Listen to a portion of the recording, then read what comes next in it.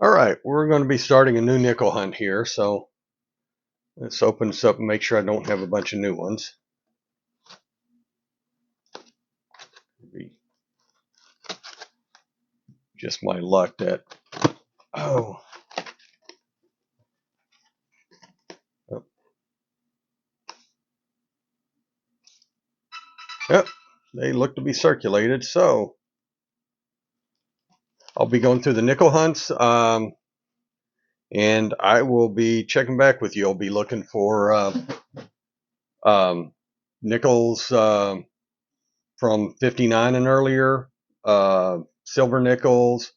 Hopefully we'll find some buffalo and V nickels, and then rare dates, and then double dyes and mint errors. So we'll be looking for those. So we'll go through the first 10, and I will check back with you after that. Hey, I'm not quite done with the 10 yet, but I'm on roll number 6 here. And see if I can get this where you can see it. Look at that. Whenever I went to open this in, we do got a buffalo ender. So I will be having a buffalo in the first roundup. So I'll check back with you after I get done with these. All right, I'm done with the first 10 rolls. There's what I got left to do. The big find so far, 2 buffalo nickels. One of them is definitely dateless, and the other one, I believe this is the other one. Show you here. Oh, that's an extreme close-up there. Nope, that's the one that's dateless.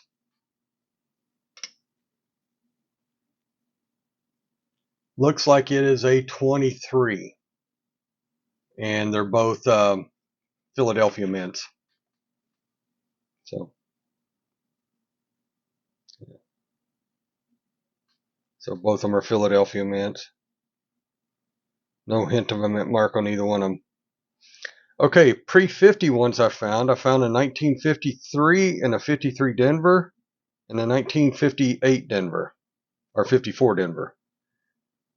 The 53 only weighs 5 grams, so it's not a Henning nickel. Then I found 2 2015 Ps that both, and I will show them both over here, they both have the, if you look at the O there, they both have a chip, a little die chip in the O. Almost identical. They're both 2015 Ps. So that's what I found so far. And then I found one 1969S. So I'm hanging on to the S mint marks. So that's what I found so far. Only found 5 pre-1959s, but 2 of them are buffalo, so I'll take that. Let's I'll get on with the next 10, and I'll bring in if I find anything really cool. Talk to you in a little bit. All right, I'm done with the next 10, so I'm 20 down, and I found 2 more buffaloes. Oddly enough, both of them 1923, but this one might be an S. There's a, let me show you right. Okay, let me back that off a little bit. There's a mark right there, and it looks like there's a top of the S and then damage, because the top part's rounded there.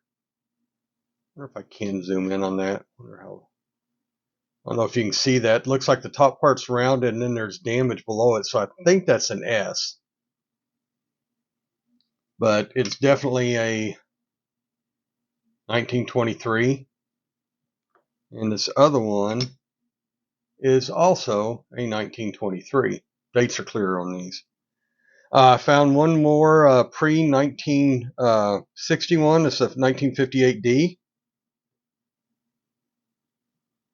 And then I found that one that looks just to be copper color with just those couple of blotches where it's not coppery. And it's that way, and it's on the edges. So I don't know if somebody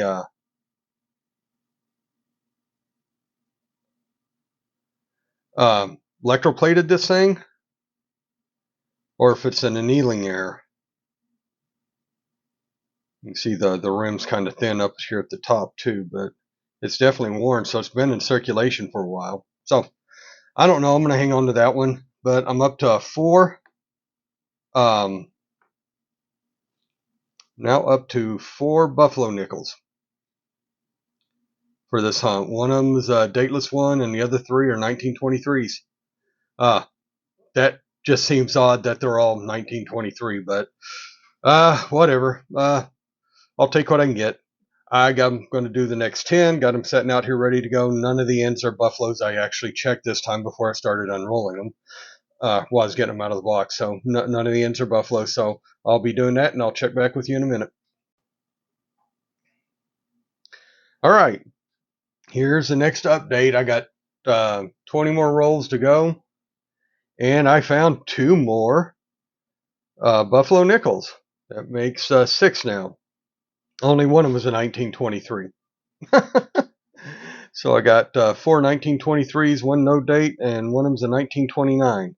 I also got a 1949, so oldest Jefferson nickel I found so far. 1949D, I believe. Nope, 1949. I found another 53, a 57, or 2 57s, sorry. And they're both Ds. And 53 is also a D. All right. And then this is the 1929 one. Let me show you here. 1929, easy to read. Now the question is, sorry, lost it there. Now look, okay. Let's pretend like I've done this before. All right. Now, the question is that 29 there doubled? Like that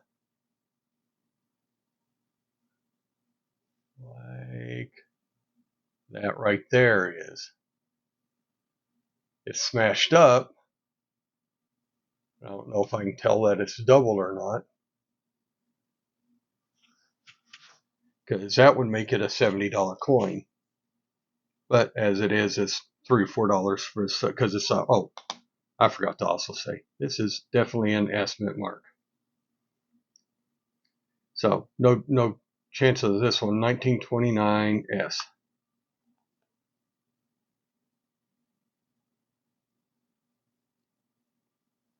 And so it's in by far the best shape of all the ones I found.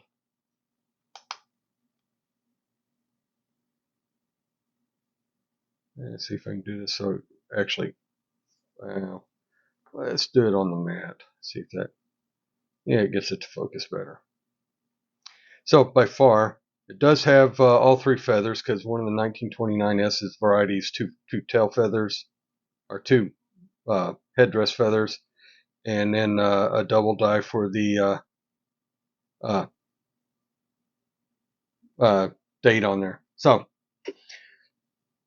let me know what you think on the date, because I really can't tell if I just have, I guess, a form of pareidolia. I think that's what they call it, where you just see what you want to see. That's why people see faces and everything. When all the rocks in Mars, that's a face, that's a face, yeah. So, is that doubling or is it not? Wexler's also had a doubling on the mint mark there too, but I think the mint mark there is just smashed. I don't think it's doubled. And PCGS doesn't have a doubled mint mark. So, all right, that's it right now. So right now I'm up to 6 buffalo nickels and 2, 4, 8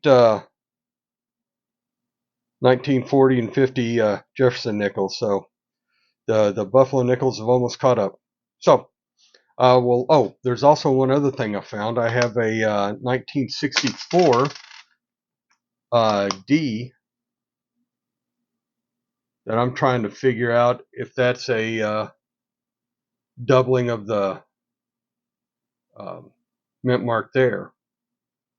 I can't really tell. I've looked at it in all different directions and everything, and I've never actually seen one in real life. So, and the ones on PCGS are MS65, and this is kind of the opposite of MS65.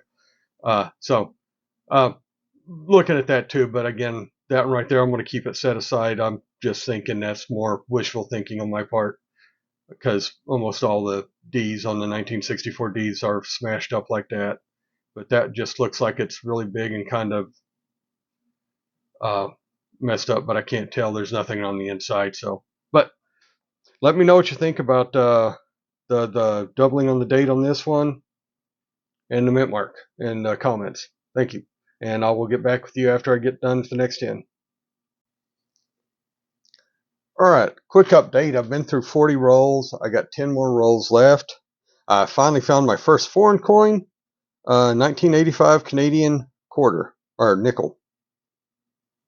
And then I found 3 more, 1954 Philadelphia, a 1958 Denver, and a 1940 San Francisco. And the 40 San Francisco seems to be in pretty good shape. It's still not full steps or anything, but it's in pretty good shape for being circulated for 85 years, 84 years. So that's it for this one. I will check back with you after I get done with the last 10, and we'll do the wrap up. All right, I'm done with the last 10 rolls. So this is a summary of the last 10 rolls, and then I'll put everything together and do a quick summary of everything else. I had a 48 and a 57 Philly. I have a 49 and 59 Denver, and the 1940 actually I did San Francisco last time. My bad. And I found another dateless Buffalo. It is a Philly mint, so no idea what date it is. I've looked at that in all different directions and no clue. So, all right, I'm gonna put everything together now and do a complete summary of everything, and I'll be back in a sec. All right, here's a summary of what I got. I got the 1940S. That was the oldest Jefferson I found. 48D, 49D, and Philadelphia. Or I guess those are Philadelphia's up there. 53 Philly and 250. Oh no, that's a 53. Yeah, 253 Denvers. 54 Philly and 54 Denver. 257 Denvers, 58 and 59 Denvers. Found 1 Canadian nickel. I found 7 Buffalo nickels. 2 of them here are dateless, both Philly. I verified this one. There's just some damage where the mint mark was in this one. So I got 4 1923s. That seems kind of odd. And 1 1929S. I got that 1 copper coated nickel. I want to see if I can do it this way. See how copper coated that is? I don't know if it's electroplated or if it's a Planchet, but I'm hanging on to it. I got the 1964 that I can't tell if it's a issue with the mint mark or not. Let's do it this way. Yeah. All right, sorry, trying to get my stuff together in a pair. I can't tell if that's a RPM or if it's just damage to the mint mark area. but I'm going to hang on to it for a while. Then, oddly enough, I had 4 2015 fillies that all had die chips in the O. So I found 4 of them. And then I got the, what's this one, a 2019 P with a die chip in the end there. So that's it for the search. Oh, and then I found 1970S, 1969, 68S's. And then these are the Philly Buffalo and the Friendship, or whatever they call that one, Nichols. So that's it for the search. Last one was really slow. This one really turned out to be kind of good, although I didn't find many of the Jefferson Nichols pre-50 compared to the number of Buffaloes. But one thing would have been better if I could have found a V nickel or a war nickel. That was the 2 things left out of this one. So one and all the time. Please, I hope this was somewhat enjoyable. And please like, subscribe, and share if you want to. Leave a comment if you have a opinion on, I guess that being a planchet error. Is that a kneeling error, I guess is what it's called. That being a double die. If you got an opinion on either one of those, let me know. Like I said, I truly just don't know. So, oh, and also, I guess, oh, sorry, wrong way. This one right here might possibly being a, there's a, oh, sorry, DDO on this one, where it's a doubling of the date. That's just worn so much, I can't tell if it's doubled there or not. I'll continue to look at it, because like just at the base of the 9 here, kind of looks like, and this little extra part coming down here on the 9, looked like it, some of the pictures I saw, but it's just worn so flat that most of the things that would I be able to tell the doubling, I can't tell. So if you got an opinion on this one, you can leave it also. So, all right. Hope you had a good time. And I look forward to seeing you for the next hunt.